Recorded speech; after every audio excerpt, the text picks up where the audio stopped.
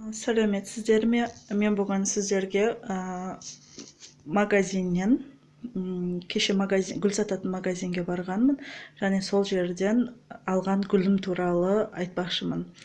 Көрсеткім келіп тұр. Міне осы екі гүлді кеше мен сатып алдым. Және менен көрерменім сұраған болатын, королевский герань туралы айтыңызшы деп. Ол гүл менде жоқ еді. Міне сол гүлді сатып алдым. Және осының күтімін туралы мен айтатын боламын. Бірақ біраз уақыт бұны мен өсіріп, қалай баптау керек екенін өзім көруім керек. Тәжірибе жасап, эксперимент деп айтады. Сосын қалай болғанын мен көрсететін боламын. Мына көріп тұрғандарыңыздай, бұл гүлді магазиннен алсам да, бірақтан ол магазинге қарапайым өзіміз сияқты гүл өсіретін апалар апарып өткізген екен. Мына көріп тұрсаңыздар, бұның топырағы қарапайым, ешқандай да бір нені талап етпейтін, қатты. Мына көріп тұрсаңыздар, тас сияқты қатты қарапайым топыраққа отырғызған. Сол себепті, бірақ құнары аз топыраққа, қатты топыраққа, тас болып қатқан топыраққа отырғызылса да, бұл өзін өте жақсы сезініп тұр. Солсы ұнады маған, гүлдеп, жаңадан гүл ашып жатыр. Герань, королевский герань деп аталынады бұл. Және бірақтан соңғы жапырақтары, аяқ жақтағы 3 жапырағы, 4 жапырағы сарғайыпты. Осы не себепті? Мүмкін бұл далада тұрған жерінен алдым. Мүмкін далада салқындық қылды ма бұған, салқын болды ма? Кеше алып келдім бұл гүлді. Бұл кеше жаңбыр жауып, күн өте салқын болып тұрды біздің қалада. Сол үшін сарғайды деп ойлаймын. Бірақтан бұған су жетіспесе де сарғаяды. Маған сатушының айтуы бойынша суды жақсы көреді деп айтты. Егер жапырағы осылай құрғақ болып сарғайса, ұстап көрсеңіздер өте құрғақ болса, онда су жетіспегендік деді. Ал егер сулы болса, влажны болса жапырағы сарғайғанында да, онда суды көп құйып қойғансыз. Солай ажыратуыңызға болады деді. Менің ойымша, бұның не үшін жапырағы сарғайғаны су жетіспегеннен, және құрғақ жапырағы, және салқын жерде қалғаннан, жарықта жетіспегеннен, сосын үшінші жағдайы топырағының құнары жетіспегеннен деп ойлаймын. Неге десеңіздер, кәдімгі сар топыраққа отырғызған. Қатты, бассаңыз да көрінбейді, ешқандай да немайды, өте қатты тас сияқты қарапайым кәдімгі сар топыраққа отырғызған. Бірақ бұл гүлдің таңғалғаным, осындай топырақта, осындай жағдайда өсіп жатса да, өзін жақсы сезінуі мені қатты таңғалдырды. Сол себепті бұны сатып алдым. Күтімі оңай секілді, менің ойымша. Маған сатушының айтуы бойынша, бұл жарықты жақсы көреді деді. Жарық жерде тұрсын, оңтүстік деп айтады, южная сторона, терезенің, үйдің оңтүстік жағында тұрсын, күн жақсы түсетін жақта деді. Және суды мұқият құйып тұрыңыз деді. Сонда ешқандай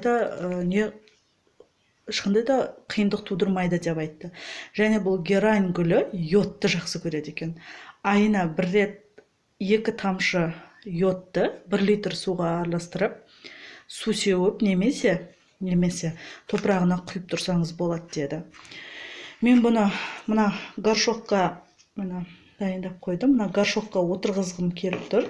Ауыстырып, барлық топырағын алып, құнарлы топыраққа отырғызғым келіп тұр. Сонда өзінің жағдайын қалай болатынын, бұның күтімі қалай болып өсетінін мен көрсетіп айтатын боламын. Және екінші менің сатып алған гүлім шифлера. Шифлера гүлін, просто бұны біздің магазиндерде атроска ретінде былай сатады. Үлкен үйлерден өздері өсіріп, горшокқа отырғызбаған. Бұл өте арзан болады. Осы шифлера гүлін атроска ретінде мен алдым. Бұны да қазір отырғызатын боламын. Және мен бұған қандай топырақ қолданамын? Бұған мен сол магазиннен сатып алдым. Универсальный грунт деп аталынады. Әмбебап топырақ қазақшасын айтқанда. Не үшін мен бұны алдым? Бұл өте құнарлы. Құрамында фосфор, калий, азот бар. Ол дегеніміз, егер осы топыраққа отырғызсаңыздар, 1 ай, 2 ай көлемінде удобрение құймасаңыздар да болады. Неге десеңіздер, гүлдің удобрениясы ол осы 3 неден тұратын болады, элементтен: фосфор, калий, азоттан. Бұның құрамында бар. Және бұған перлит, вермикулит деген қоспасаңыз да болады. Бұның құрамында бар. Бұл ешқандай да реклама емес. Просто мен қандай топырақ қолданатынымды сіздерге көрсеткім келіп тұр. Менің ойымша, ауылды жерлерде бұндай топырақ сатып алуға мүмкіндік жоқ.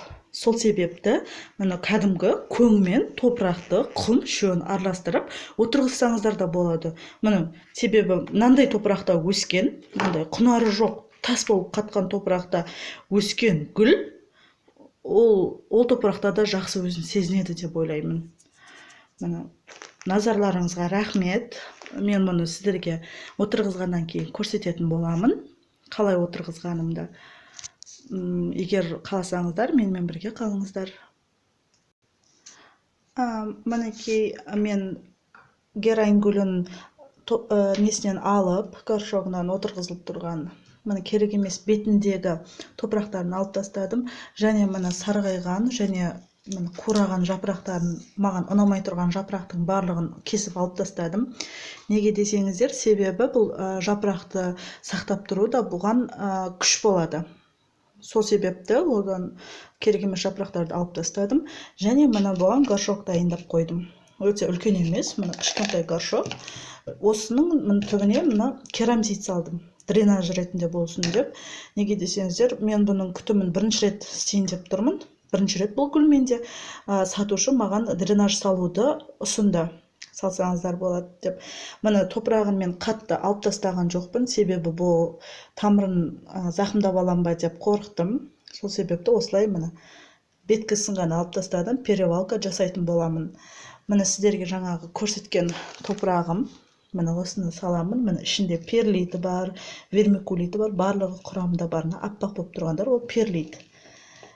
Ешқандай да топырақ қолданбай, тек осы универсальный әмбебап топыраққа отырғызамын. Міне өлшеп көреміз. Міне дәл келген секілді. Сол себепті топырақты салып, жан-жақтарына салып отырғызамыз. Маған қазір ыңғайсыз, мен сіздерге отырғызғаннан кейін көрсетемін. Мінекей мен отырғыздым гүлді. Міне өте жақсы отырды, өзіне лайықты горшокқа. Және бұған мен қазір су құймаймын. Неге десеңіздер, мына топырақ өте ылғалды. Сол себепті ертең құямын, бір күн өткізіп құямын. Және өзінің өсіп тұрған топырағын да мен толық алып тастамадым деп айттым. Неге десеңіздер, сол топыраққа ол үйреніп қалған. Қатты стресс болмас үшін мен бұған қазір эпин мен су себемін. Сөйтіп терезеге қойып қоятын боламын. Назарларыңызға рахмет. Егер менің видеом ұнаса, лайк басыңыздар. Және сұрақтарыңыз болса, комментарийға қалдырыңыздар. Менің каналыма жазылуды ұмытпаңыздар. Сау болыңыздар.